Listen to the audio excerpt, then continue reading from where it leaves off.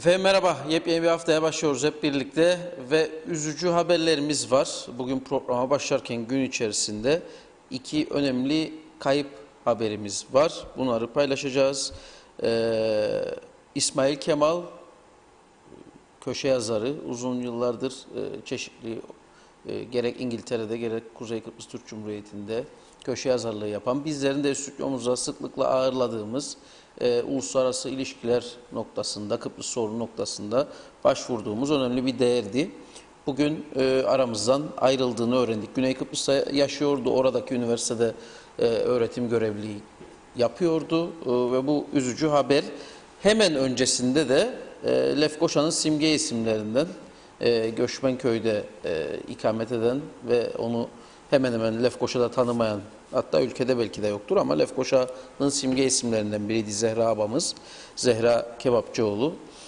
Onun da aramızdan ayrıldığına yönelik bir bilgi paylaşmak zorunda kalıyoruz. Bugün iki önemli kayıp haberimiz var. Kıbrıs zaten küçük bir yer, bir avuç insanız. Böylesi bildik, tanıdık isimleri de kaybettiğimiz zaman doğal olarak bunu bakıyorum şimdi sosyal medyanın da birinci konusu olmuş oldu. Bunun yanı sıra Limasol'daki Köprülü Camii'ye bir saldırı haberi var. Bununla ilgili hem Sayın Başbakan hem Başbakan Yardımcısının tepkisi var ve Rum makamlarından bu saldırıyı gerçekleştirenlerin bir an önce bulunup cezalandırılması talep ediliyor. Ayrıca tabii bugün 1 Haziran birçok noktada artık zaten açılımlarla ilgili süreci yaşıyorduk. Bugün itibariyle otellerimiz, bet ofisleri, hemen hemen kreşler, her taraf bugün itibariyle açılmış oluyor. Bu da bugünün haberleri arasında. Hafta sonu bakıldığı zaman da özellikle Yükseköğretim Kurumu, üniversitelerimizin yatay geçişle ilgili YÖK'ün aldığı kararın yansıması vardı. Bu karar Kuzey Kıbrıs Türk Cumhuriyeti'ndeki üniversiteler için geçerli olmayacağı açıklandıktan sonra bir nefes alma şansını yakaladık. Çünkü zaten bu konuda ciddi bir soru işareti var. Acaba öğrencilerin ne derecede devam edecek, ne derecede gelecek? Bir de biliyorsunuz gelmeleriyle ilgili 8 Haziran'da bir tarih açıklandı. Bunda da bir para talebi var karantinayla ilgili olarak. Zaten bunun yarattığı bir olumsuz unsur vardı. Bir de üzerine bu karar gelmişti ama bu karar en azından YÖK tarafından açıklandı ki KKTC üniversiteleri dahil değil bu yatay geçiş sistemine. Böylesi aslında yoğun bir gündem var. Bunun yanında tabii konuşacağımız daha birçok konu da var. Sayın Reşat Akar'a hemen hoş geldiniz diyelim. Evet, hoş bulduk sevgili Aytu. Tüm izleyenlerimize buradan sevgi saygılarımızı gönderelim. Gerçekten İsmail Kemal'in ölümü beni de çok üzdü. Allah'tan rahmet diliyorum. Erken bir zamanda kaybettik. Değerli bir isimdi. Güney Kıbrıs'ta yaşamakla birlikte sık sık kuzeye geçip burada dostlarıyla görüşüyordu. Televizyon programlarına katılıyordu, gazete yazıları. Önemli bir insandı. Allah rahmet eylesin. Bu arada Dünya Çocuk Günü. Dolayısıyla bütün çocuklarımızın da bu özel günü kutluyorum.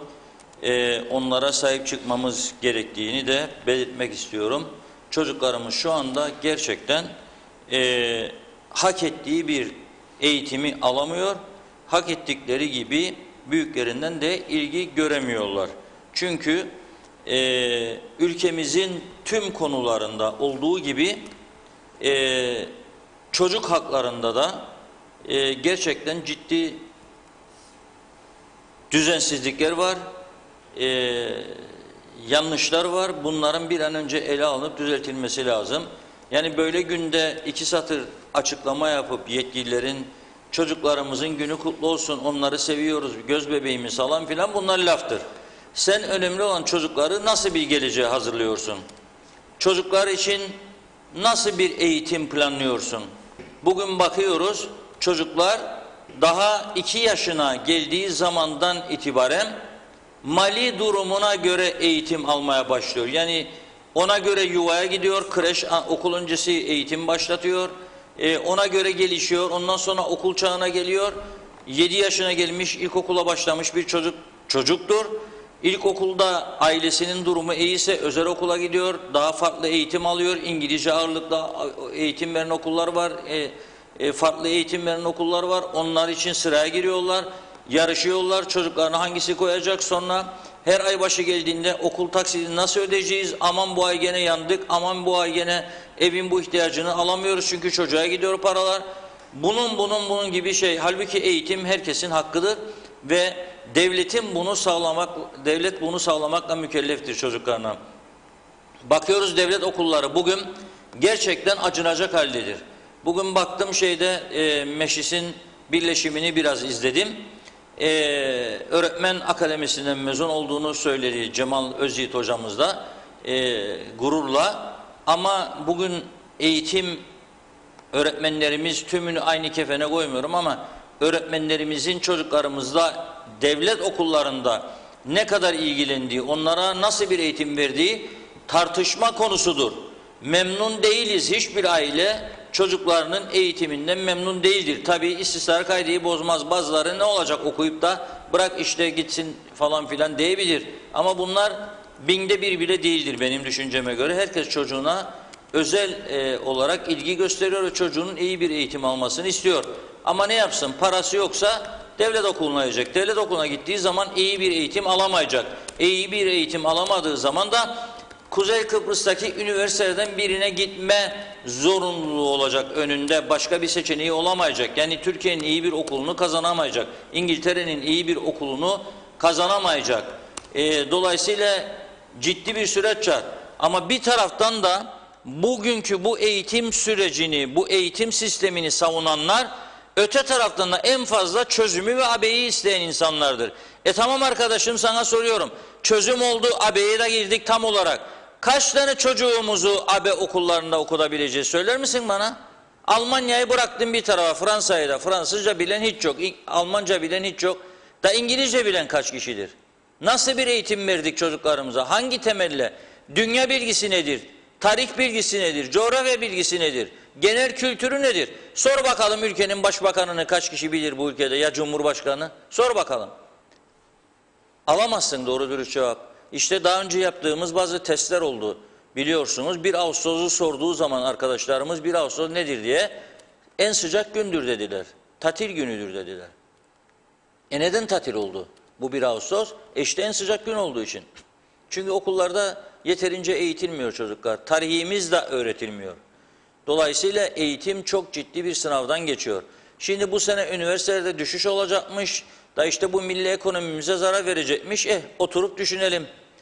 Acaba biz bu kadar çok öğrencinin geldiği yıllarda 100.000'i aştı öğrenci sayısı, bu üniversitelerimizi kalite yönünden geliştirebildik mi? Yapabildik mi? Avrupa seviyesine, başka ülkenin seviyesine getirebildik mi? Yok. Nasıl yetiştirdik? Pratik bilgileri ne derecededir? Kitabı oku gel, sınavı geç tamamdır. Hocam tamamdır. Tanık olduğumuz bazı şeyler vardır. Sınavdan önce çocuklara soruları veren öğretmenler vardır ya. Bunu gizleyebilir miyiz? Çıksın meydanına söylesin, öğretmenler itiraf etsinler bu gerçeği. Üniversitelerde sınavdan 2 gün önce, 3 gün önce çocuklara soruları veren öğretmenler vardır. Hepsi değildir. Ayırmak lazım. Ama var bu. Nedendir bu? Çünkü üniversitede de eğitim kalitesi, öğretim kalitesi istenilen düzeyde olmadı. Çok kaliteli bir öğretmen getirirsiniz, çok yüksek para vermek zorundasınız, boş ver derler. Bu da olur derler, öteki de olur derler. Ama bakınız Rum tarafında bundan 3-4 yıl önce İngiliz okulunda Kıbrıs'ı Türk ve Rum çocukları yakınlaştırmak istediği gerekçesiyle okuldan atılan bir Rum öğretmen vardı. O fanatikliği çok konuştuk, girmeyeceğim şimdi. Ama unutulacak bir şey değildir. Bunu hazmedip yutabilenlere de aşk olsun derim. Ne mide vardır. Aynı okulda Türkler ve Rumlar birlikte okuyorlar. Ve o okulun bir Kıbrıs Rum öğretmeni, çünkü uzun yıllar İngiltere'de kaldığı için daha farklı bakıyor Kıbrıs meselesine ve iki toplumun yakınlaşması gerektiğini düşünüyor ve iki toplumun çocuklarını okulda dost yapmaya, arkadaş yapmaya çalışıyor. Ama fanatizm ruhuyla yetiştirilmiş bazı Kıbrıs Rum çocuklar gidip bunu annelerine babalarına anlatıyor. Onlar da okulu basıyor. Okul aile birliğini topluyorlar. Okul aile birliği müdürden izahat istiyor. Müdür ondan sonra öğretmeni hesaba çekiyor. Okul aile birliği hesaba çekiyor. Ve bu öğretmeni işten atıyorlar. Rum lideri bugünkü Anastasiadis de bunu imzalıyor. Yani çözüm olacak gibi görünüyor artık. Çok ciddi baskılar gelecek önümüzdeki günlerde. Hazırlıklar yapılıyor. Nitekim geçen gün bunu itiraf etti Rum Dışişleri Bakanı da. Akel Dış İlişkiler Başkanı da itiraf etti. Dedi ki hazırlıklar yapılıyor. Çok yoğun bir şekilde gündeme gelecek Kıbrıs sorunuyla ilgili müzakere süreci diye bir açıklama yaptı ve Rumlara da bir korku verdi. Dedi ki ya federal devlet iki bölgeli iki toplumu ya da dedi Taksim'a dedi. Ona göre yapın tercihinizi. Şimdi öğretmene dönecek olursak o okuldan atılan öğretmen uzun yıllar İngiltere'de çok büyük başarılar sağlamış. Üniversitelerde ders hocalığı yapmış ve İngiltere'de iyi bir isim yaptığı için de Kıbrıs'taki İngiliz okuluna transfer edilmiş. Fanatizm tabii onu yendi ayrı mesele. Dolayısıyla diyorum çocuklarımızın bugününde acaba biz nasıl çocuk yetiştiriyoruz, onlara nasıl eğitim veriyoruz, bunların düşünülmesi, tartışılması gerekirdi. Ama maalesef meclisin birleşiminin bazı bölümlerini izledim bugün. Gerçekten bir kez daha bir Kıbrıs Türk'ü olarak mahcup oldum. Yani bizi inşallah yabancılar hiç izlemez, inşallah hiç bilgi almazlar. Çünkü hiç gereği olmayan doğru dürüst bir zeminde doğru dürüst tartışmalar olmadığını gördüm, üzüldüm. Bir de başka şeye üzüldüm, söylemezsem olmaz. Bugün mecliste devletin resmi TAK ajansının bütçesi görüşüldü. 10 kusur milyon Türk lirası ve kabul edildi. Bunun üzerine 2-3 tane konuşma oldu. Konuşma yapanlardan bir tanesi Cemal hocamızdı, Toplumcu Demokrasi Partisi Başkanı. TAK ajansının bugünkü hükümet döneminde partizanlaştığını söyledi. BRT'den de şikayet etti. 3 ayda bir defa çağrıldım BRT'ye dedi. BRT de bozuldu dedi. Tabii bundan önceki hükümet döneminde de onların bakan olduğu dönemde de UBP'liler şikayet ederdi. TAK'ın hatta devlet aleyhinde bazı işler yapıldığına dair iddialar vardı. BRT televizyonu da bizzat bizim de gördüğümüz gibi devlet aleyhinde yayınlar yapıyordu. Hatta o varoluş mücadelesi yıllarında görev yapan subaylara yönelik ciddi ithamlar içeren söyleşiler yayınlanıyordu devletin televizyonunda. Ve bu devletin televizyonu her iktidar değiştiğinde o iktidarın napsına göre, o iktidardan gelen talimatlara göre yayın yapıyor. Halkımızın doğru haber alma özgürlüğünü ve hakkını hiç dikkate almıyor. Tamamen siyasetin borazanı olarak yayın yapıyor. Ona da 150 milyon Türk lirası yılda veriliyor. Diyalog TV devletin ve halkın çıkarlarını korumak için canla başla çalışıyor ve Diyalog TV'nin susturulması karşısında bu siyasiler üzerine düşen görevin milyonda birini yapmıyor. Bugünkü konuşmalarda beklerdim gerek Sayın Cemal Özyiğit'i gerekse TAK'tan sorumlu Sayın Bakan Özersay'ı beklerdim. Desinler ki bu arada da Diyalog TV hala açılmadı. Ülkemiz demokrasisi açısından üzücüdür. Bekliyoruz. Takipçisi olacağız. Oradaki arkadaşlarımıza sevgi, saygı, dayanışmamızı gönderiyoruz. Yok böyle bir şey. Kesinlikle. Kesinlikle böyle bir şey yok. Çok üzücü değil mi? Ama burası Kuzey Kıbrıs Türk Cumhuriyeti. Burada her şey olabilir. Nasrettin Hoca'nın bir hikayesi vardı, anlatmıştım. Bunu bugün mutlaka anlatmak istiyorum. Ye kürküm ye diye Nasrettin Hoca'nın bir hikayesi var ya, tam bizim için söylenmiş bir sözdür bu. Ye kürküm ye. Nasrettin Hoca köyünde düğün varmış. Davet etmişler. Demiş ki ya benim köyümdeki düğüne de cübbe giyip gitmeyin. Bugün serbest olayım demiş. Hoca giymemiş cübbeyi. Öyle gitmiş. Kapıdan girmiş. Merhaba ey ahali, selam verin yok. Merhaba ey ahali yok. Oturmuş ilk bulduğu masaya. Bakmış diğer masalarda yemeler, içmeler, yemekler gidiyor, geliyor. Hocanın önüne hiçbir şey gelmiyor. Hoca demiş Allah Allah demiş, ne selam veren var ne yemek getiren var. Demiş dur da ben bir oyun yapacağım şimdi. Eve geri gitmiş, giymiş cübbeyi, gelmiş hoca. Hoş geldin hoca efendi, hoş geldin hoca efendi, hoş geldin hoca efendi. Oturmuş, tavuklar bütün geliyor, her şey geliyor. Hoca demiş ki ya bir eksik var masada demiş. Nedir demişler. Yoğurt demiş. Hoca efendi istediğin yoğurt olsun. Getirmişler yoğurdu. Hoca almış cübbenin bir ucunu tutmuş. Başlamış yoğurdun içine daldırma. Hoca efendi ne yapıyorsun demişler. Cübbeni daldırdın, kaşığı değil demişler. Ay oğlum demiş, marifet demiş, bende değil demiş, bu cübbededir, onun için cübbe yediriyorum demiş. Anladınız mı? Ne demektir bu? Yani varsa güç, hepsi yanındadır. Zannediyorlar ki Diyalog TV kapanmakla güç bitti Diyalog Medyanın. Olur mu öyle şey? Gazetemiz var ve bu Diyalog TV'de canla başla çalışıp açtıracağız. Adaletin yerini bulacağına da canı gönülden inanıyoruz. Bulunmazsa da demokrasilerde çareler tükenmez. Onun için bu bizi bir anda unutan, daha önce sırtımızı okşayan, bizimle kardeşlik, dostluk mesajları paylaşan siyasilerimize selam gönderiyorum. Bu demokrasimiz açısından hiç de güzel bir şey değil yaptıkları. Umut ederim bundan sonraki siyasete atılacak olanlar bu kötü örneği tam tersine çevirecek adımlar atarlar. Çünkü bugünkü siyasi yapı kesinlikle bu ülkeye güven vermez. Bir anda başka noktalarla yarışırlar. Devlet televizyonu diyor, bana diyor 3 ayda söz hakkı vermedi. Ama Diyalog TV verirdi. Verdi Diyalog TV'den, ne oldu ondan sonra bu hakları size? Doğrular söylendiği zaman o da hoşlarına gitmiyor.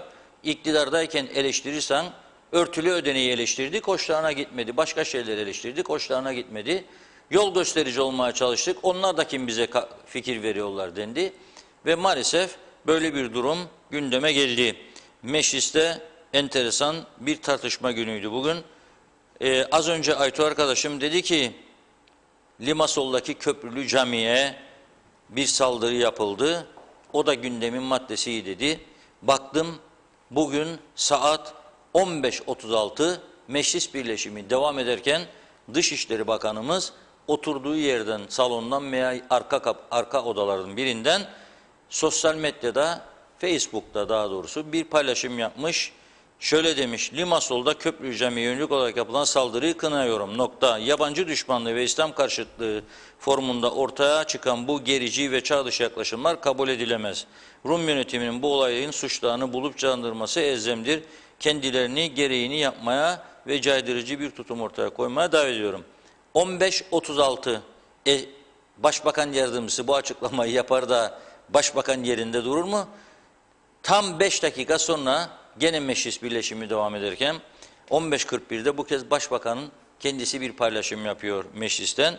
O da bunu kınıyor. Hükümet olarak Limasol'daki Köprülü Camii'nin 3 adet Molotov kokteyli atılarak yakılmak istenmesini sineye çekmemiz asla söz konusu olamaz. Üzülerek öğrendik ki tüm dünyada pandemi süreci henüz devam ederken Rum kesiminde aklını yabancılarla, özellikle Müslümanlarla bozanlar, onlara ve ibadethanelere saldırı için fırsat kollayanlar var. Caminin yakılmak istenmesi kabul edilemez bir durumdur. Ve Rum yönetimi derhal failleri yakalama yoluna gitmelidir. Rum halkı ve Rum yönetimi bilmelidir ki ırkçı, İslamiyet düşmanı yaklaşımların kimseye faydası olmaz. Bu tip yaklaşımlara göz yumanlar gün gelir en büyük zararı kendileri görür diyor. Altan Karaguş'un arabasını yaktılar ve gündüz vakti ve orada kamera vardı. Rum polisi kamera kayıtlarını aldı. Yakanları da gördü. Bomba koydular altına, arabasını uçurdular. Ama hala da o failler bulunmadı. 2 yıl geçti aradan ve KKTC hükümeti de hala da bu arkadaşımıza bir kuruşluk yardım yapmadı. Ne Rum'a yarandı Altan Karakuş ne Türkiye. Rum yaktı, oh acık çekti. Türk de dedi, oh olsun gitmeseydi dedi. Orada çalışır halbuki ekmeğini oradan kazanır. Velhasıl bu arkadaşımızın 15.000 euroluk arabacığı gitti, kül oldu. Rum sigortası da ödemedi, Türk sigortası da ödemedi. Altan Karakuş arabasız kaldı. Sahip çıkan da olmadı. Derdini dinleyen de olmadı. Randevu da verilmedi. Hiçbir şey yapılmadı kendisine ve böyle kapandı. Onun için onu yakalamayan Rum polisi camiyi yakanlara ne de yapacak? Pek umutlu bir vaka değil. Evet. Şimdi biraz yorumlardan devam edelim. Dilerseniz. Bakanlar Kurulu'nun aldığı kararlar çerçevesinde yurt dışından riskli ülke kategorisinde olan İngiltere'den Temmuz'da gelecek olan turistler ve Kıbrıs vatandaşlarından test tam okurken gidiyor şeyler. Yok. Özür dilerim.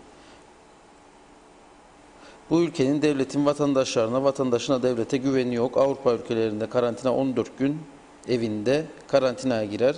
Hem devlete de yük olmaz diyor Aylin Kızıl. Öncekileri yine bulursam okuyacağım, okurken de gitti ama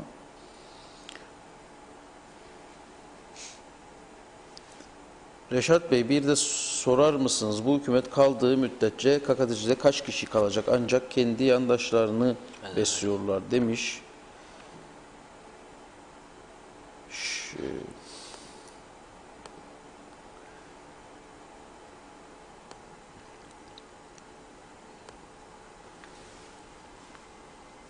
14 Mart tarihinden itibaren Covid-19 bunu böyle okuyamayacağım. Özür dilerim. Tekrar bakmam lazım.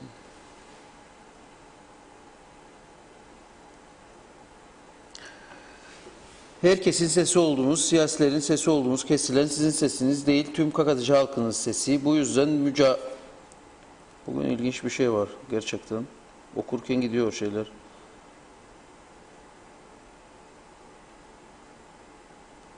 Özür dilerim. Onu da okuyamadım ama şimdi düzeldi. Hükümetin son aldığı karantina ücretlerinin gelen turist ve Türkiye Cumhuriyeti vatandaşlarının kendi ödemesi konusunda ne düşünüyorsunuz diye soruyor Murat Arslan. Bu hiç olur mu Allah aşkına? Bilmiyorlar mı bunu? Bizimle mi dalga geçiyorlar diye sormuş. 1 Haziran'da diyor Cansu Özmert, KKTC ikameti olan girebiliyor denildi. Şimdi limanlara ismimizi vermediler. Onu bekliyoruz. Her işleri yarım. Bu defa da kaldık Mersin'de. Cansu Hanım öyle demediler ama. Yani 1 Haziran'da KKTC vatandaşları gelebilir dendi. Sonra yapılan açıklama ilerisi içindi. Yani 1 Haziran ilkten beri KKTC vatandaşlar demişlerdi. Yanlış anlamışsınız siz onu.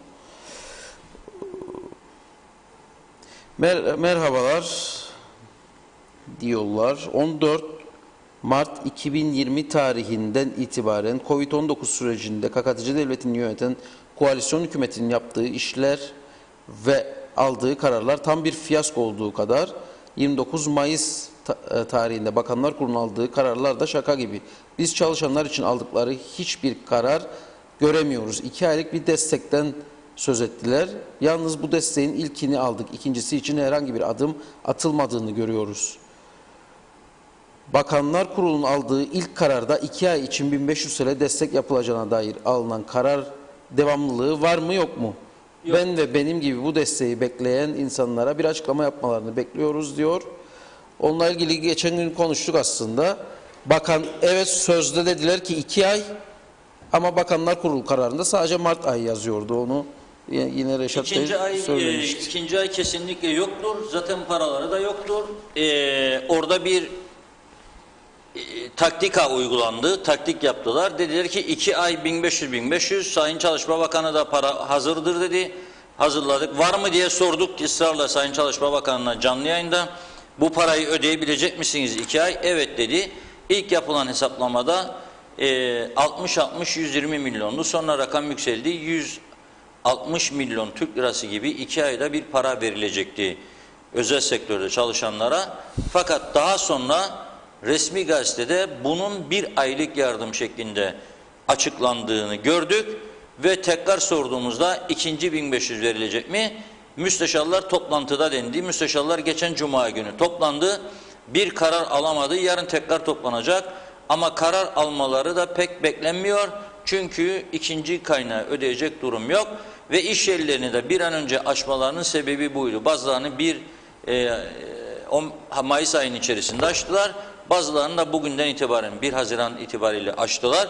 Dolayısıyla diyorlar ki işveren ödesin bu insanları. İşveren açar açmaz iş yapacağını kim söyledi size? Açanların kaç tanesi acaba iş yapmıştır? Bir defa görüyoruz, gözle görülür haldedir. Mesela bir arkadaşımız başta Mausa olmak üzere Girne'de birçok yerde mağazaları var. Yemin ederek aradı 2 gün önce beni, yemin ederek söylüyor. Açtığımız günden bu yana diyor, Mayıs ayından itibaren inanın diyor, bir Türk liralık satış yapmadık. Çanta mağazaları var diyor, bir çanta satmadık diyor. Çünkü niçin satamıyor? Çünkü çantarı kim alıyordu orada? Turistler alıyordu. Yerli halk zaten 3 ay maaşsız kalmış. Nasıl çanta alacak? Turistlere satıyorlardı. Turizmde olmadığı için, öldüğü için satamadılar. Turizm bugün var mı veya olacak mı o da belli değil. Bir karar aldılar, otellere dediler 1 Haziran'da açınız dediler. Tamam dedi, oteller de hazırlık yaptı. 30 tanesi, yani 111'in 30'u hazırlık yaptılar. Personeli tekrar işe çağırdılar, eğittiler. Temizlik, hijyen malzemesi, bir yığın malzeme siparişi verdiler. Hazırlanırken 1 Haziran'a 2-3 gün kala açıklama yaptılar. Dediler ki vallahi 1 Temmuz'a kadar turist yoktur, yasak. Ne açıyorsun oteli o zaman? Açıyorum, yerli turizm yapsınlar. Yerli turizm kime yapacak? Kaç kişinin cebinde para var? Bunu sordunuz mu siz? Siz de biliyorsunuz ki yoktur bu para. Hadi olsun bir miktar insanda 1000 kişi gitsin bütün otellere, 2000 kişi gitsin. Nasıl çıkacaklar bu oteller bunların içerisinden? Mümkün değil. Ne oldu? Netice itibariyle bugün oteller açılmadı. Çünkü siz onlara güvence veremediniz. Ama bir taraftan da bakınız, Rum tarafı 2 hafta önceden dedi ki biz dedi 14 Haziran'dan aslında 1 Haziran'da başlıyorlar bugün uçuşları. Onlar yerli insanlar için gidiş gelişler artık bugün başlıyor ama turizme yönelik uçuşlar 14 veya 18 Haziran diye tam hatırlamıyorum bir tarih verdiler ve dediler ki bu tarihten itibaren uçuşlar başlıyor, turizm taşımacılığı. Öncelikle A kategorisinde olan ülke dediler, 10 tane ülke koydular. Sonra B kategorisinde olanlar açılacak dediler. A kategorisinde olan ülkeler kesinlikle ve kesinlikle bunlardan herhangi bir sağlık belgesi istenmeyecek. Çünkü Güney Kıbrıs'tan daha temiz çıkan ülkeler. Dolayısıyla onlar sertifika olmadan gelebilecekler. B grubu başladığı zaman o ülkelerden de 72 saat süreyle geçerli olan ülkesinden alınmış bir sağlık belgesi istenecek. Yani korona testi yaptım, pozitif vaka yoktur, gösterecek, ülkeye girecek. Gösteremiyorsa havaalanında testi yapılacak, ülkeye girişi öyle olacak. Havaalanında test yapıldığı zaman gelen yolcudan bu paranın alınacağına dair bugüne kadar en ufak bir açıklama görmedik. Şimdi bizim hükümetimiz tabii diyor ki yerli olanlar, vatandaş olanlar gelsin diyor, birinden itibaren onları diyor karantina alacak 14 gün, otel parası da istemeyecek veya yurt parası. Ama çalışma izinliyse bu ülkede diyor. Mesela adam vardır, vatandaş olamadı ama 15 yıldır, 20 yıldır bu ülkede çalışıyor. Ve çocukları bu ülkede doğmuş. Veya bu ülkede evlenmiş. Ama vatandaş olmamış. Sen bu adama diyorsun ki, hayır ben seni ayırıyorum. Sen o benim vatandaş kategorime girmem. Geleceksen kardeşim bu ülkeye diyor. Geleceğim ben sana test yapacağım. Ve seni olacağım. Pozitif çıksa da çıkmasa da karantinaya olacağım. 14 gün karantina masrafını sen ödeyeceksin. Yani hem 14 gün para almayacak çalışmaya gelen adam zaten 3 aydır da kaybetmiş durumda. Hem de dönüp cebinden para verecek. Burası, bu ülke nedir yani anlamadım. Hangi düzen üzerinde yürüyor? Belli değil. Burada tabii ki tepki doğuruyor. Sosyal medyada baktım bazıları, evet ben bunun vatan millet işine dökülmesini ben de sevmiyorum. Yani size biz yardım ettik, sizi biz kurtardık da siz bizden bunu size. O doğru bir değildir, çizgi değildir. Onun üzerinden bu konuyu tartışmak doğru değildir. Ama KKTC hükümetinin yanlışlığını onlara söylemek, vurgulamak ve bu yanlışlığın düzeltilmesini istemek farklı bir şeydir. Bir haktır. Bunu isteyebilirler. Ve KKTC hükümeti de oturup bunu değerlendirmelidir. Eğer insanların elinde sağlık belgesi varsa Güney'in yaptığı gibi o zaman zaten onları niye 14 gün karantinaya gönderiyorsun? Yani bu devletin de üstleneceği çok ciddi bir roldür. İngiltere'deki insanlarımız zaten söylüyor, İngiltere'ye dönüş yapan vatandaşlara hiçbir şekilde karantina uygulaması yapmıyorlar. Yani yok otelmiş, yurtmuş olan, evinizde kendi kendinizi karantinaya alınız diye mesaj veriyorlar. O yüzden bu konunun bir daha değerlendirilmesi lazım ama 1500'ler yoktur ve tekrar tekrar söylüyorum, özel sektörde çalışanlara yapılmış en büyük haksızlıktır bu. En büyük. Yani devlette çalışanları sen evlerine gönderiyorsun ve onlara en düşük 5.000, en yüksek 8.500 ödemeye devam ediyorsun. Ama özel sektörde çalışanla kapatıyorsun devlet emriyle, ama ona da diyorsun başının çaresine bak, ben sana yardımcı olmam. Böyle bir adalet düzeni olmaz bu ülkede. Bu adaletli bir tavır değildir ve gerçekten üzücü bir durumdur ve gerçekten yargıya götürülebilecek bir durumdur. Varsa cesareti olanlar birleşsinler, hep birlikte gitsinler, 2 tane 3 tane iyi avukat tutup bu konuyu yargıya götürsünler. Bu ülkenin vatandaşları sadece kamu görevlileri değildir. Herkes bu ülkenin vatandaşıdır. Özel sektörde çalışan da vatandaşsa vatandaştır, devlette çalışan da. İki tarafa da eşit davranmak zorundaydın sen devlet olarak. Eğer kağıt üzerinde maaşı asgari ücret görünüyorsa asgari ücretini verecektin adama çalışmadığı sürece. Eğer maaşı 4.000 liraysa 4.000, 5.000 ise 5.000. Bunu sen vermek zorundaydın. Yapmadın sen bunu ve ayrım yaptın vatandaşlar arasında. Şimdi de bu insanlar gerçekten çok ciddi bir sıkıntı içindeler. Ha bu arada ne yapıyorlar? Tamam, meyhane işletenlere de selam olsun. Hayırlı işler diliyorum. 2,5 ay kapattılar. Mağdur oldular, zarara uğradılar. Ona da üzülüyorum. Ama çalışanlara da helal olsun, çalışsın, kazansınlar. Ama bakıyorlar, bazı siyasiler diyorlar ki biz akşam 3 tane meyhane gezdik, 3'ü de doluydu. Para yoksa nasıl gider bu insanlar diyorlar. Yahu gider ama kaç tane meyhane? Toplama vurun, nüfusun kaçta kaçıdır? 10.000'de biri mi? Yoksa 5.000'de biridir? Kaçta biridir giden? Kaç kişidir? Ve kaç defa gidecek? Bir özlem vardı 2,5-3 yıl. Kıbrıslıların Rumu, Türk'ü, bu kültürü var, meyhane kültürü var. Adamlar 2,5 ay, 3 ay gitmedi. Açılınca da bir hücum yaptılar. Cepte olan paraları verdiler, gittiler. Ha 2 gün giden var, 3 gün giden var. Herkes cebine danışıyor. Varsa parası gider, yoksa gitmez. Ama bunu toplumun geneline uygulamak ve bak para olmasa meyhaneler dolardaşar mı demek doğru bir yaklaşım değildir. Hiç dolmayan, boş olan meyhaneler de var. İyi iş yapamayan insanlar da var.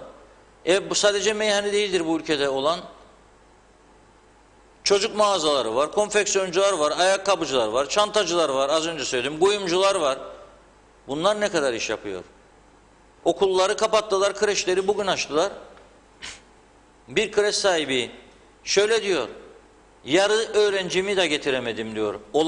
Daha önce olanın, koronadan önceki dönemde olan yuvaya çocukların yarısını getiremedim diyor, gelemedi. Nedendir? Ödeyemiyor da onun için aileler. Başka çare üretmeye çalışıyorlar. Yaşlı da olsa anneanneye, babaanneye, oraya buraya götürüyorlar. Veyahut da kendileri dönüşümlü izin alıyorlar veya işsiz kalmıştır. Bir de okula götürüp verecek para yok yuvaya. Kendim bakarım çocuğuma diyor. Yani ciddi bir dönemeçtir bu ve ciddi sıkıntılar var. Daha bu başındayız yani bunun.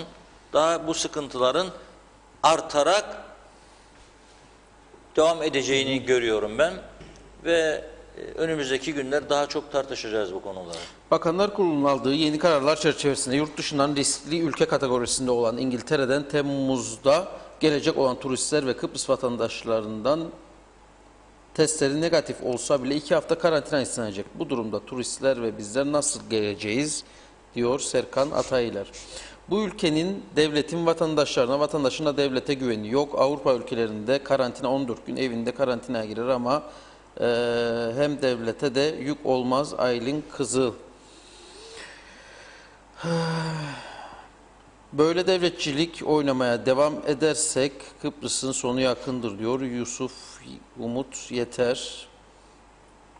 Rumlar bizim bir camimizi yakarlarsa biz de onların 3 kilisesini yakarız diyor Yalçın Şensoy. Yok, yapma ama yani. bu öyle doğru bir yaklaşım da olmaz kuşkusuz. İyi yayınlar. Toplu taşıma ne zaman açılacak acaba? Gözen Muhammedova sormuş. Henüz yeni bir bilgi yok bu konuyla ilgili olarak.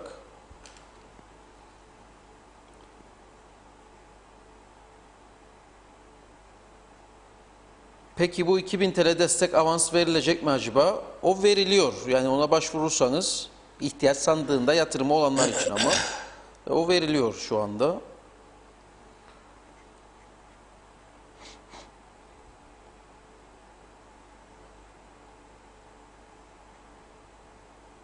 Cansu Hanım diyor ki KKTC ve ikametim de KKTC forumunu da doldurduk ama neyi bekliyorlar? İsimlerimiz limanlara verilirse bilet kesebiliyoruz. Yanlış anlamadım diyor. Onlar gerekeni yapmıyor. İçişleri Bakanlığı iş yapsınlar. Şimdi de bekleyeceğiz isimleri limanda bildirmelerini. Bunu bilmiyorum. O şekildeyse tabii ki çok haklısınız. Herhalde bir sıraya mı konacak? Ama net bir bilgim yok. Yalan bir şey söylemeyelim şimdi. Hükümet büyük gaf içerisinde gelen insanların karantina süresi içinde bir de para istiyorlar eleştirisini yapıyor Mehmet Dur. Üniversiteler kapalı, yemekhaneler açık olmadığından bu sektörde biz çalışanlar hala çalışmıyoruz. Ne olacak halimiz? Yasemin Hanım soruyor. Üniversitelerin sadece yemekhaneleri değil şeyle de var, bu güvenlik filanda da var aynı sorun. Söylem ile eylem arasında tutarsızlık ve güvensizlik, gerçekleri görmek ve anlamak bu kadar zor bu ülkede. Acilen kara kapılarının açılması gerekir. Turizm için ön hazırlık konusu sınıfta kalmış durumda. Sahiller bakımsız, neresinden tutsak elimizde kalıyor diyor Ruhsar Hanım da. Sahiller bakımsız, oteller ve turizmle ilgili alınan kararlar tutarsız, temelsiz. Yani bana parayı ver diyor, 1 Haziran'da seni açacağım diyor, bana parayı ver diyor. Bir de Mart, Nisan, Mayıs çalışmadıkları dönemlerin parasını da istiyor. Bana ver parayı çünkü ihtiyacım var diyor, maaşları ödeyeceğim diyor. Aybaşı geldi diyor. Ama sen diyor aç ama ne yaparsan yap diyor bundan sonrası için. Yok turist. Açtım oteli, kim gelecek? Benden de parayı istiyorsun. Kim gelecek? Gelecek olan biri yok. Fakat otel işletmecileri de helal olsun. Kendi mesleklerini, kendi şirketlerini ve eşdeğerde iş yapan kurumları, aynı sektördeki insanları birbirlerini destekleyip, savunup, güçlenip de haklarını talep edeceklerine, tam tersi siyaset onlara da bir çomak soktu, onları da birbirine düşürdü. Dolayısıyla orada da bir birlik, beraberlik, bütünlük olamadığı için bugüne kadar haklarını sağlayamadılar. Mesela Ticaret Odası Başkanı gitti geçen gün Başbakan'a, baktım, diyor ki şimdi diyor artık diyor bize paramız yoktur, İşte imkanımız yoktur, mazaretlerini söylemeyin diyor. Şimdi diyor çalışmak zamanıdır. Tabii ki dedi Başbakan da çalışmak zamanıdır. Zaten çalışıyoruz dedi. Eyvallah, güle güle. Baktım yine sanayi odasından eleştiri var. Baktım iş adamlarından eleştiri var hükümete. Fakat bunların hiçbirisi harekete geçiremiyor hükümeti. Yani bu bildiri açıklamalarıyla hareket olmuyor, olamıyor. Yani tamamdır diyor, bırak açıklasın, istediğini söylesin diyor onlar da. Ha şimdi tabii ki biliyoruz, biz de kaynak sıkıntısı olduğunu biliyoruz biz KKTC hükümetinin. Öyle gizli hazneler yok, içi altın dolu, para dolu hazneleri yok, biz de biliyoruz. Ama fikir üretmektir önemli olan, geleceğe yönelik nasıl yapabiliriz bu işi? Bunun planlamasını yapmaktır. Tekrar ediyorum, Rum tarafı haftalardır turizme hazırlandı. Hangi ülkelere yöneleceğini önceden saptadı. O ülkelerde turizm tanıtım reklamlarına başladı. Propaganda faaliyetlerini sürdürüyor. Uçak şirketleriyle anlaştı. Geçen hafta söyledim, bir daha söylüyorum duymayanlar için. Wizz Air Avrupa'nın en ekonomik havayolu şirketini 11 uçağını getirdi, Larnaka'ya konuşlandırdı. Kıbrıs üzerinden uçuş yapmaları konusunda anlaşmalar imzaladı. Birçok ülkeye özel paketler hazırladı, özel fiyatlar verdi. İnsanlar çalışıyor geceli gündüzlü. Ve sadece Ağustos ayında yaptıkları planlamalar çerçevesinde ve bağlantılar, rezervasyonlar çerçevesinde 600 bin turist bekliyorlar. Biz bugün oteller açılsaydı, ki açmama kararı aldılar. Kaç kişi gidecekti? Turist yok, bir şey yok. Kendi kendimize gelin güvey ne olacak? İşte 10 kişi 15 tane yerli gider saydı bir otele 5 tane birine 4 tane birine tamam nasıl çıkaracak? Elektrik parasını çıkaramazlar. Bütün otel yani 5 kişi de olsa 10 kişi de olsa içeride müşteri 20 kişi de olsa ona göre mutfak servisi çalışacak, ona göre resepsiyon servisi çalışacak, güvenlik çalışacak, bahçıvanlar çalışacak, elektrikler, lambalar gece gündüz yanacak, odalarda klimalar çalışacak. Bu paraları ödeyecek bu insanlar. Nereden çıkaracak? Senin de en büyük gelirin bu sektörden. 700 milyon Türk lirası yaklaşık turizm sektöründen geliri oldu. Geçtiğimiz yıl KKTC devletinin. Bunları düşünmek zorundadır. Ama bir planlama yok. Onlar da birbirlerine düşürdüler dediğim gibi. Ve bak ne yapıyorlar? Dün bir toplantı yapmış gazino işletmecileri. Bazıları yok biz açacağız çünkü hükümete söz verdik demiş. O açacağız diyeni bir anda öteki gazinocuların adamları, organları vatan haini gibi saldırıya geçtiler kendilerine. Hatta ona ihbar yapacak, buna ihbar yapacak, bunu diyecek, bunu diyecek gibi açıklamalar oldu. Olur mu ya böyle bir şey? Siz birlik olup, bir güç yaratıp hem sizin hakkınızı hem devletin hakkını hem çalışanların hakkını korumanız lazım. Ama yapamıyorlar. Tabii bugün aslında benim öncelikle konuşmak istediğim konu su meselesi, su. Şimdi bizi sürekli izleyenler, şu anda tabii izleyemeyenler de var. Çünkü Facebook kullanmayan insanlarımız var. Özellikle kırsal kesimlerde yaşlılarımız ve çok üzüldüklerini hala bize bildiriyorlar, telefon açıyorlar, mektup gönderiyorlar, yakınları aracılığıyla selam yolluyorlar, üzüntülerini dile getiriyorlar. Karşılaştığımız her yerde inanılacak gibi değil belki ama gerçekten büyük bir sevgi, büyük bir beklenti içinde insanlar sizi nasıl sustururlar, nasıl bunu yaparlar diye. Helal olsun İngiltere'den yazanlar var, buradan yazanlar var ve bekliyoruz tabii ki bunu ama hatırlayacak vatandaşlarımız bizi gerek Facebook üstünden, YouTube üstünden izleyen, gerekse televizyonlardan koronavirüs krizi öncesinde ve koronavirüs krizi sürecinde bu programlarda çok kez dile getirdiğimiz bir konu vardı. Neydi? Geçikköy Barajı. Türkiye'den, Anamur'dan Kuzey Kıbrıs'a su taşıyan boru hatları Ocak ayının ilk günlerinde kopmuştu. Dediler ki su boruları koptu. Verilen haber bu. Peki ne olacak? Merak etmeyiniz dediler. Hava şartları düzelince bu borular yerine takılacak, su akışı da devam edecek. Zaten dediler Geçikköy Barajı'nda 20 milyon metreküp su vardır. Bu su 2020 yılının Aralık ayına kadar sizi idare eder. Şubat geçti, Mart geçti, ihaleye çıkılmadı. Efendim hava koşulları dediler gene. Tamam dedik. Nisan'a geldi, gene olmadı. Ne kadar su var Geçikköy Barajı'na soruldu. Ama devletin bizim çağdaş ülkelerde olduğu gibi, Güney Kıbrıs'ta olduğu gibi barajlardaki doluluk oranlarını otomatik olarak bilgisayarına bakıp bilme durumu yok. Böyle bir uygulama yok. Adam gönderip oradan barajın içine bir şekilde ölçtürüyorlar. Bilmiyorum ne atıyorlar, çubuk mu atıyorlar, ne atıyorlar. Ve ancak o şekilde bir ölçüm yapıp söylüyorlar. Tarım Bakanı ilk 20 milyon dedi, sonra 18 milyon dedi. 2 hafta önce de veya bir hafta 10 gün kadar önce de 10 milyon metreküp suyumuz var Geçikköy'de dedi. Bu da bizi Temmuz ayına kadar götürür dedi. Şimdi tabii Geçikköy Barajı'nın yakınlarında oturanlar veyahut da az çok su işlerinden anlayanlar gidip baktıkları zaman baraja diyorlar ki bu barajda öyle 10 milyon metreküp su yok. Su dibini göstermeye başlıyor.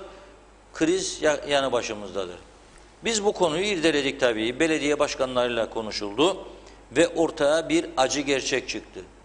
Eğer bu arıza, boru arızası 2 ay içerisinde giderilmezse, yani Haziran, Temmuz, öncelikle Lefkoşalılara söyleyeyim, haftada 2, en fazla 3 gün, o da 24 saat değil, kısa aralıklarla su alabilecekler.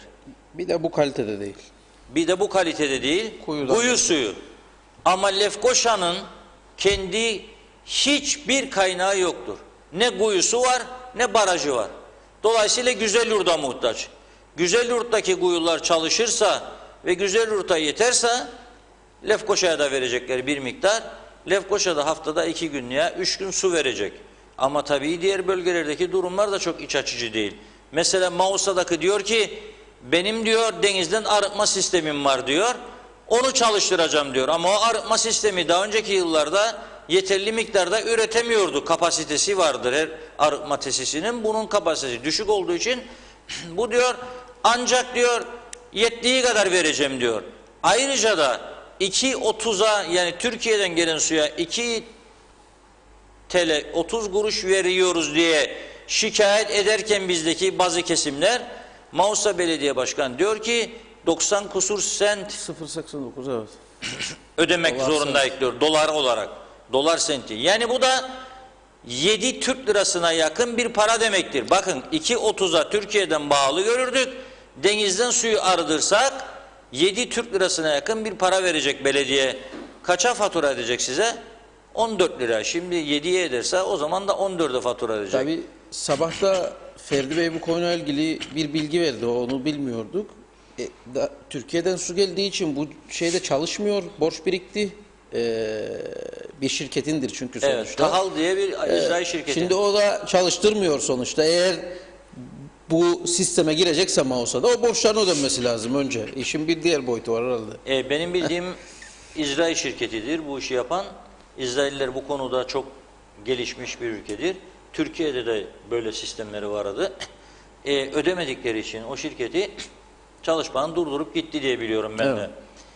İskele Belediye Başkanı diyor ki benim diyor 7.000 metreküptür günlük ihtiyacım ama 2.000-3.000 metreküpe düşeceğim diyor. Eğer kuyulardan çekmeye başlarsam. Girne Belediye Başkanı diyor ki ben diyor 60.000 Türk lirası harcadım kuyularımın bakımını yaptırdım diyor. Ne olur ne olmaz. Ama diyor bu kuyulardan çıkacak su benim bölgeme yetmeyecek diyor. Dolayısıyla diyor o da bizden nöbete girecek diyor. Yani hangi çağdayız iyi düşünelim lütfen. 20-30 yıl öncesine dönüyoruz. Suyumuz yetersizdi. Kuyulardan çıkan sularla çamaşırlarımızı yıkıyorduk, elimizi, yüzümüzü, ağzımızı yıkıyorduk, duşumuzu yapıyorduk. Hatta ekonomik durumu iyi olmayanlar tencereye kaynadınca suyu bir şey olmaz diyerek bu suları tencereye koyup kolibaseli yüklü suların içerisinde çocuklarına pilav yapıyordu, çorba yapıyordu, dolma pişiriyordu. İyi düşünelim. Bir anda çıkmadı bu ülkede bu kadar çok kanser hastalıkları veya başka hastalıklar, enfeksiyon hastalıkları veya başka hastalıklar. Bu birikimlerin sonucudur. Saçlarımız neden hızlı döküldü Kıbrıslıların? Bu kendiliğinden Allah'ın yarattığı bir şey değildi. O pis sularla saçlarımızı yıkadığımız için döküldü. Avuç avuç saçlar. O yüzden o günlere dönüyoruz. Ama ne yazık ki gene söyleyeceğim. Bugün bu yaşadıklarımız ve bizi bekleyen büyük tehlike gene kötü siyasetin bir sonucudur. Gücenmesin arkadaşlar. Bugün oldu bir demeç duymadım. Mecliste çıkıp da Tarım Bakanı ile ciddi bunu tartışan duymadım. Siz Ocak ayında bu su hattının kesildiğini biliyordunuz. Hatta bazıları sevinmiştir bile buna. Oh dediler. İsterdiniz ha Türkiye'den su gelsin. Alın size koptu borular. Kalın susuz. Ne demektir bu? Yani alın tenekeyi gidin Rum'dan isteyin mi demektir bu. O mesajı veriyorlar. Bir kısım ideolojik olarak bakıyor bu işe. Bırakın çeksin başına geleni diye düşünüyor. Bir kısmı da sorumsuz davranıyor. Hiç bu işin üstüne gitmiyorlar. Ve bugün geldi, tehlike kapımıza dayandı. Hala daha bir şey yok. Sabah uyandığımızda bakacak çeşmeyi açtık, sular durmuş. Ne yapacak o zaman arkadaşlar? Düşünün bakalım. Ne yapacak? Yani Vatan Millet Sakarya ile kafa ütülemeye çalışanlara da sesleniyorum. Vatan Millet Sakarya öyle laf edebiyatıyla olmaz. Vatan ve millet her şeyiyle mükemmel olunca ancak var olur. Milleti var etmek istiyorsan suyunu da vereceksin, elektriğini de vereceksin, yemeğini de vereceksin. Öyle lafla Vatan Millet Sakarya olmaz. Vatanına sahip çıkacaksın. Suyunu temin edeceksin. Elektriğini üreteceksin. Zepseni, meyveni üreteceksin. Kendi halkına gelecek vaat edeceksin. Yok biraz önce bahsettiğim gibi eğitimden tutun, gıdamıza, her şeyimize, sağlığımıza kadar her tarafımız çürümüş, kokmuş vaziyette. Onun için eğer vatanımızı, ülkemizi seviyorsak sorunlarımıza odaklanmamız lazım. Şimdi baktım programa girerken taptaze bir şey veriyorum size. Yani bugün 16:20 programa girmezden 10 dakika önce Rum Tarım ve Çevre Bakanlığı sitesinden alınmış bilgidir. 18 tane göletleri var Rumların. Bakın bizimkiler ne dediydi bize? Tarım Bakanımız geçen hafta 10 milyon metreküp civarında su var Geçikköy Barajı'nda. Diyelim ki nüfusumuz yarı yarıyadır Rumların. Rumlarda ne kadar var bilir misiniz? Şu an bugün 16:20 itibariyle 283 milyon 371 bin metreküp suları var. Tekrar ediyorum.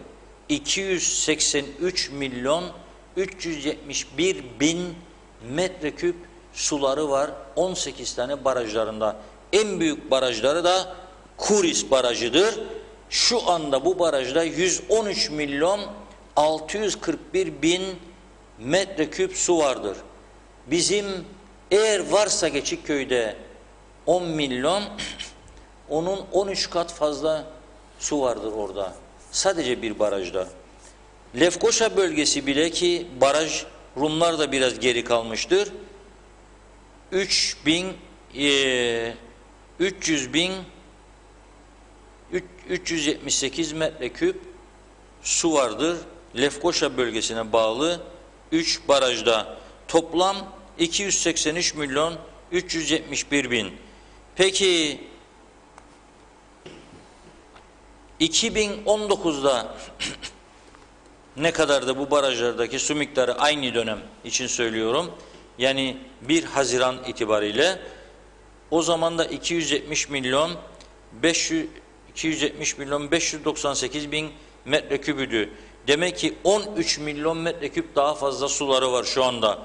Kuris Barajı'ndaki doluluk %98,8, Kalavus'ta 99,7, Lefkara'da 99,8, Dipomos'ta 95,8, Germasio'da 97,8, Polemitya'da 97,2, Ahna'da 55,1 doluluk oranları. Apsokremos'ta 98,8, Kannaviru'da 97, Mavrokolimos 93,1, Evrotu Barajı 98,2, 23 milyon 559 bin metreküp bu Evrotu Barajı'nda su var. Argakya Barajı 97 milyon 200 bin. Pamos Barajı 98 milyon 7 bin. Düşünebilir misiniz? Barajlarda hemen hemen hepsinde bir tanesi hariç %90 kapasitenin üzerinde doluluk var ve insanlar 283 milyon 371 bin metreküp su ile hem kendi vatandaşlarının hem de turizmin ihtiyaçlarını karşılayabilecek duruma geldiler. Bizde de 19 tane gölet var. Bunların en az 9 tane 10 tanesi tamamen kurumuş vaziyettedir. Devre dışıdır. Bazıları su tutmaz haldedir. Yıllardır hiçbirisinin bakım ve onarımı yapılmadı. Büyük kaçaklar var. Çok güzel yağışlar aldık. Halbuki 2019-2020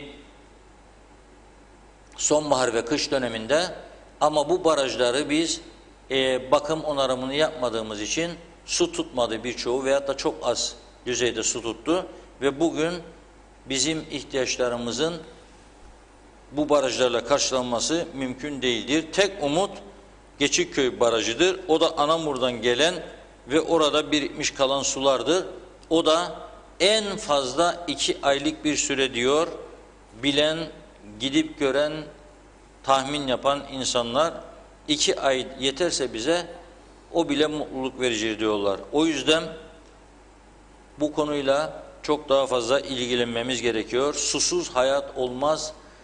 Yazın kavurucu sıcaklarında ne yapacağımızı düşünelim. Nasıl duş yapacağız, nasıl çamaşır yıkayacağız, nasıl evimizi temizleyeceğiz, çocuk yetiştireceğiz. Bunları bir düşünelim. Nasıl bahçemizi sulayacağız? Nasıl yeşillik zaten kalmadı? 3-5 tane evinin bahçesinde çiçek olanlar bunları nasıl idame ettirecek? Düşünelim. Hayati bir konudur. Susuz hayat olmaz. Evet.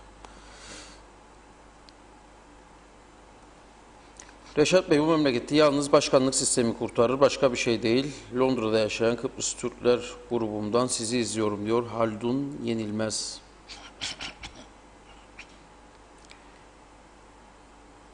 Devlet halk varsa devlettir, halkını dışlayan devlet, devlet değildir. Vedat Aygül. Sokaklarda suyunu da istemem diyenlere atfen mi yapılmaz acaba tamiri boruların? Barajlarda gelince öyle 10 milyon metreküp falan su yok. O barajda bakan uyur herhalde.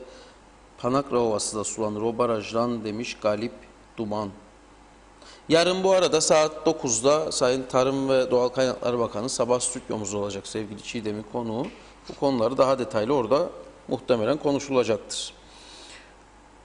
Kışın yağmur suları, yazın da güneş enerjisi değerlendirilmiyor ki. Bu da ayrı bir sorun. Rastgele yaşanıyor. Günler öylesine geçiyor diyor Ruhsan Hanım. Market işi yapmama rağmen sizleri izliyorum. KKTC'deki son haberler, gerçek haberleri dinleyebilmek adına Ebru Yalçın Karakaşlı teşekkür edelim. Benim hatırladığım Reşat Bey son 6 aydır su borularında olan problemi dile getiriyor ama gördüğüm kadarıyla hükümetimiz hiçbir önlem almadı. Ta ki tehlike çanları çalmaya başlayıp susuzluk kapıya dayanınca böyle hükümet yönetimi olmaz diyor Serkan Bey de.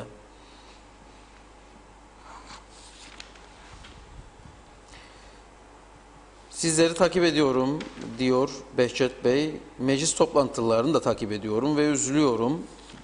Vekilden çok sandalye görüyorum demiş. İskoçya'dan selamlar. Bizler de selamlar diyelim. Günübirlik çalışanlara sosyal yardımdan 900 ya da 1200 lirayı Haziran sonu vereceklermiş. Başvurduk. Yani ayıptır. Elektrik, su nasıl ödeyeceğiz? Lütfen yetkililere seslenin. Erken ödesinler. Çünkü 5 kuruş parasız kaldık ve işimizi de yapamıyorum. Çünkü nakitimizi 3 ay evde kaldık ve bitirdik. Ekmeği kazanmak için para istiyoruz. Hiçbir yerden de bulamıyoruz diyor Hüsniye Hanım. Hüsniye Can Demir.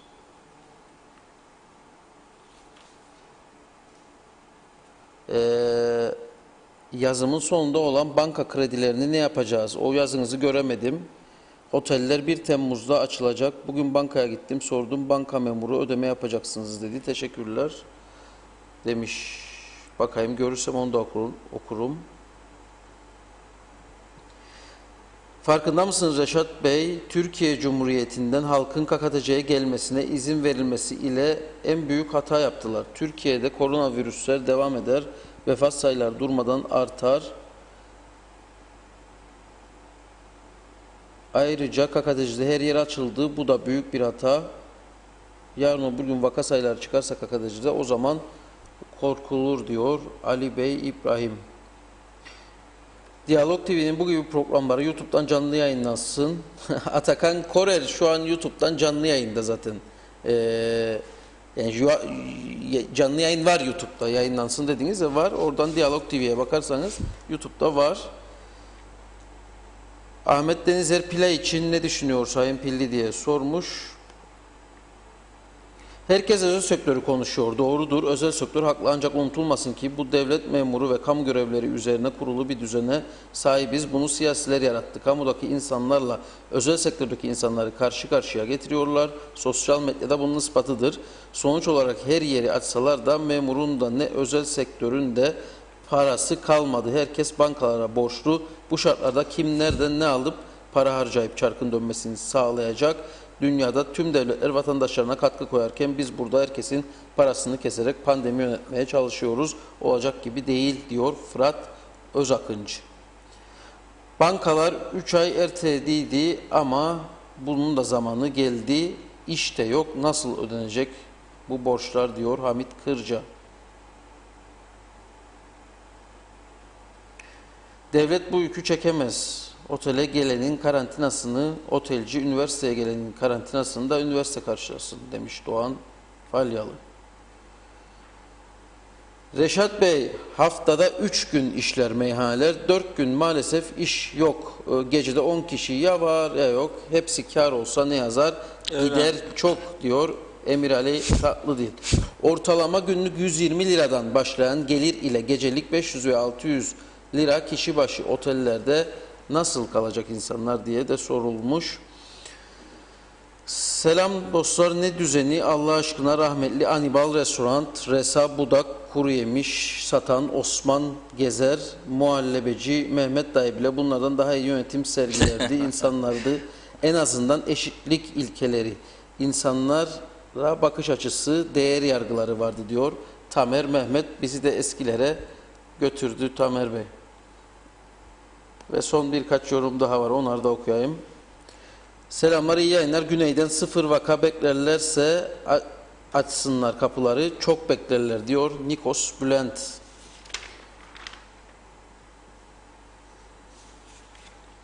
Bu memleketi, evet okudum. Yalnız başkanlık sistemi, onu da az önce okumuştum. Başkanlık sistemi kurtarır memleketi diye. Evet Reşat Bey, yorumlarımız bu şekilde. Evet, Güney'de dün yapılan test sayısı 1717 pazar günü. Bir tane pozitif vaka. Bizde yapılan test sayısı kaçtır? Sadece 28 adet. Tekrar ediyorum. Kuzeyde yapılan test sayısı 28 adet, pozitif vaka yok. Güneyde yapılan 1717 bir pozitif vaka var. Yorumsuz bırakıyorum burayı. Hangisine güveniriz, hangisine güvenmeyiz? Herkes kendi yorumunu yapsın. Şimdi herkes kendi yorumunu yapsın. Bizim tarafta koronavirüsten bu yana en büyük sorunlardan birisi, hepimiz de biliyoruz ki, tüketim malzemelerin fiyatlarına gelen zamlardır. Adam evine yiyecek alacak, çocuğuna fasulye alacak, pirinç alacak, mercimek alacak, çay alacak, konserve yiyecek alacak, peynir alacak. Hepsinin fiyatları ciddi anlamda yükseldi süreçte. Denebilir ki dövizle getirilenler vardır, döviz de yükseldi. Korona öncesiyle bugünkü döviz kurları arasındaki farka bakalım ve o miktarda bir artış olup olmadığına bakalım. Artışlar bazı malzemelerde %40, %50, %60, %70, dövizde öyle değil ama.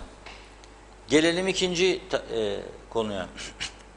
Nasıl oluyor da en düşük ücretin TL'ye çevirdiğimizde 7.500-8.000 lira olduğu Güney Kıbrıs'ta insanlar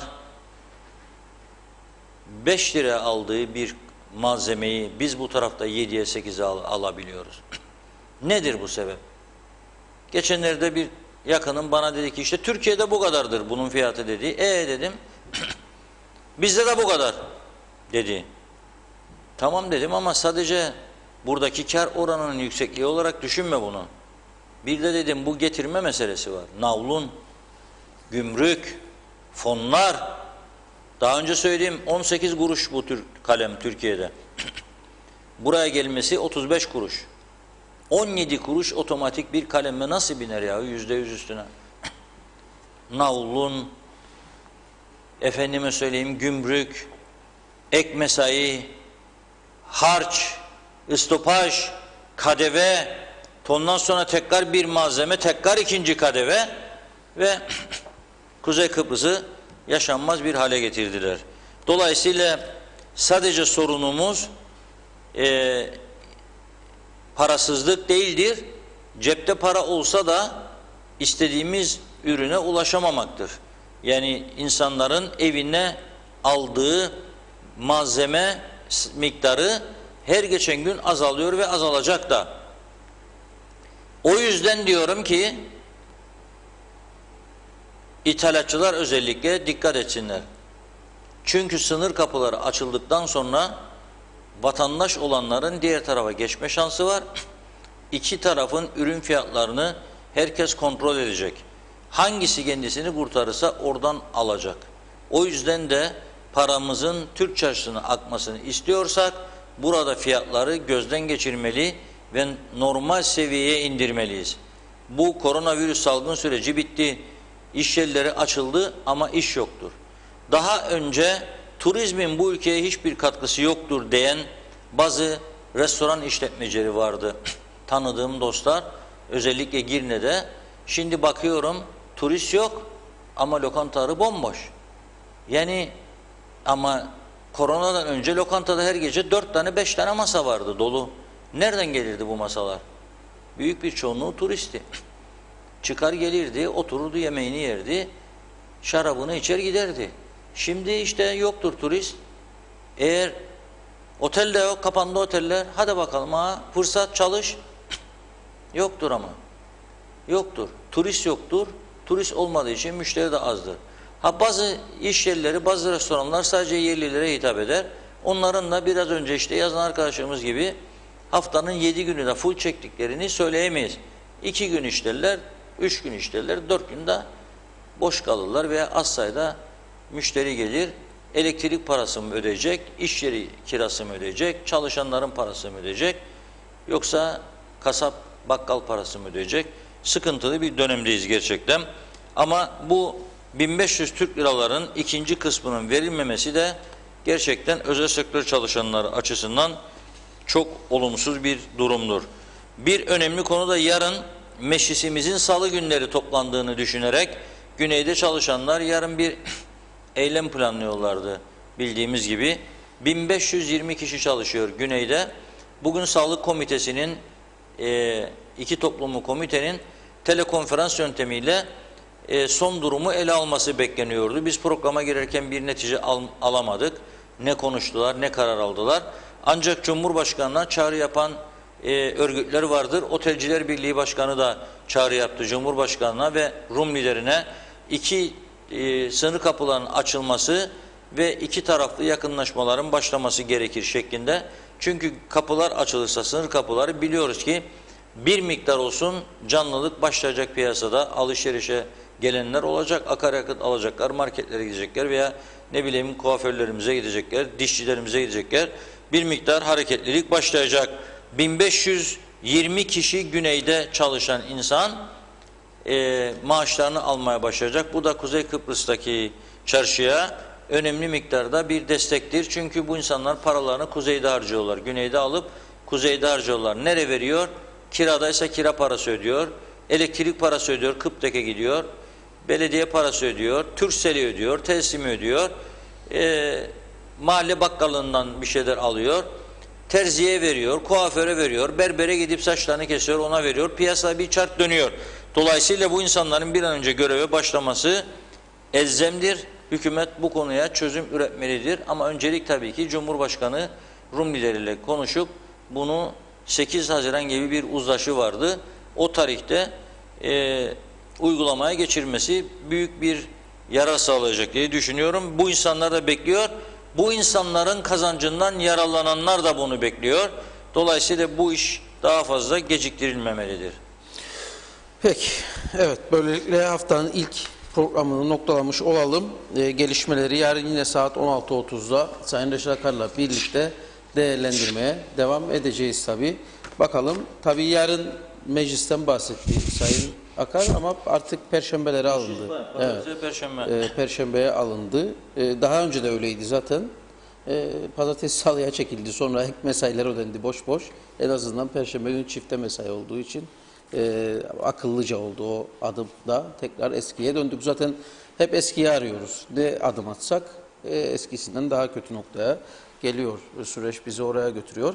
Neyse, bugünü noktalamış olduk. Yarın tekrar görüşmek üzere diyelim ama bu arada şeyi unuttum. Onu söyleyeyim. Sevgili Cemre Akar'ın yarın programında saat 3'te Türkiye'nin önde gelen avukatlarından Begüm Gürel olacak.